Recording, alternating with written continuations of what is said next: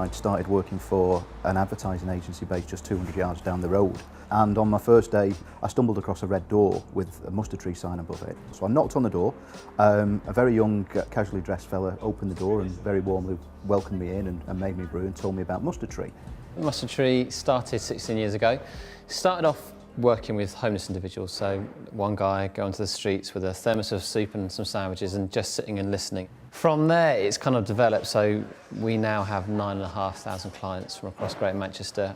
Our aim is to get someone from point A, where they're living a life that is damaging to themselves, to point Z, which is where that individual is living a life that is purpose-filled, that is healthy, that is sustainable. So MustardTree is about helping people make that journey. I was sent here from a hostel I ended up in after a period of homelessness. I'd become suicidal. So when I landed here, I signed up straight away because I pretty much soon realised that this place could save my life. The best I could have hoped for back then was back into jail. That would have been a lifesaver. And then I could have ended up still on the streets. When I was on the streets just over 2.5 years ago, there's still lads on the streets that I knew then. And they're looking a damn sight worse for wear, you know. And we've lost a few of them, young men, since then as well. I don't think there's any other place quite like this around, and personally, I dread to think what I'd have been like if I hadn't found this place. I was on a road to nowhere, and from the day I landed here, my life was just changed for the better completely. In an already hard-hit market in a downturn, the people at the bottom of the pile are even further down than they were before. So we'd need to find creative responses to try and help people get into employment. We found that we were helping people make a lot of progress, and you'd have people coming off the streets and over the course of a year really wanting to make this most of their second chance, particularly in terms of employment. So Stand Firm was set up to help create a few open doors. Mark came here about 5 or 6 years ago. He came into one of the training projects we were running to help people get back into work. A bit naughty as a youngster.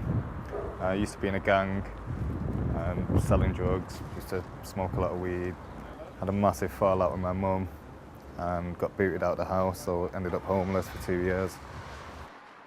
Got sent here against my will. They were threatening to take my benefits off me. And eventually I got offered a paid position here. And then I got offered the opportunity at Stand Firm. We get here 7:45 every morning. Vans are out by 8. We meet our contractors up at a housing association, pick some keys up. We go into the houses. If there's anything decent, obviously we'll salvage what we can.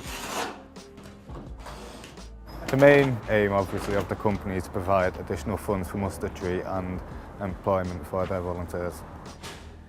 I think it's quite sad when you actually go in family houses and there's kids' toys and pictures of families just scattered all over the place. Obviously, it's things they've taken years to collect and build up. But yeah, scrap metal, clothing, household items and your furniture, we bring it back to MustardTree and donate it to them.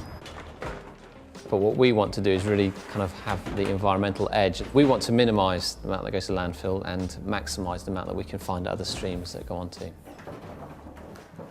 Incoming tenants and residents of that housing association, along with other clients of MustardTree and members of the public, can benefit from accessible, affordable furniture that allows them to build their home and actually minimises the risk of going into further financial hardship. And that's the whole point. The MustardTree and furniture reuse organisations are essential because their sole reason for being is to help people that are generally marginalised, forgotten by the rest of society. So it really is a helpline.